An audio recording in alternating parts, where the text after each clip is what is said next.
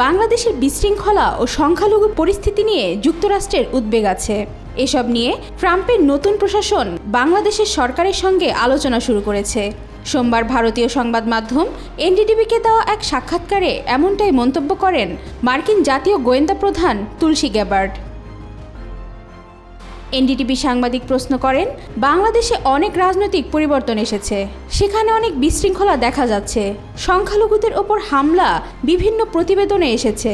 যুক্তরাষ্ট্র কি এই বিষয়ে অবগত আছে?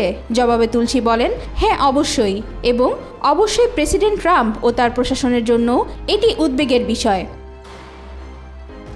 বাংলাদেশ ইসলামী চরমপন্থা ও সন্ত্রাসবাদী উপাদানের উত্থান প্রসঙ্গেও কথা বলেন তুলসী। তুলসী বলেন, ইসলামপন্থী সন্ত্রাসীদের হুমকি এবং বিভিন্ন সন্ত্রাসী গোষ্ঠীর বৈশ্বিক তৎপরতা একই আদর্শ ও লক্ষ্য দ্বারা পরিচালিত হয়। সেই আদর্শ ও লক্ষ্য হল ইসলামপন্থী খিলাফতের মাধ্যমে শাসন করা। এতে অবশ্যই তাদের কাছে গ্রহণযোগ্য ছাড়া অন্য যে কোনো ধর্মের মানুষের উপর প্রভাব পড়ে। তারা এটা বাস্তবায়নে সন্ত্রাস ও অন্যান্য সহিংস পথ বেছে নেয়। তার এমন মন্তব্যের পর প্রতিক্রিয়া জানিয়েছেন বাংলাদেশের অন্তর্বর্তীকালীন সরকার।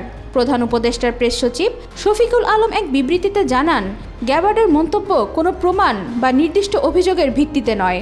তার এই বিবৃতি বিভ্রান্তিকর এবং বাংলাদেশের ভাবমূর্তি ও সুনামের জন্য ক্ষতিকর। এছাড়া দেশকে যে কোনো ধরনের ইসলামী খেলাফতের সঙ্গে যুক্ত করার প্রচেষ্টার তীব্র নিন্দা জানিয়েছেন প্রেস উইং। ওয়াহিদা পারভীন ইশিতা, আজকাল।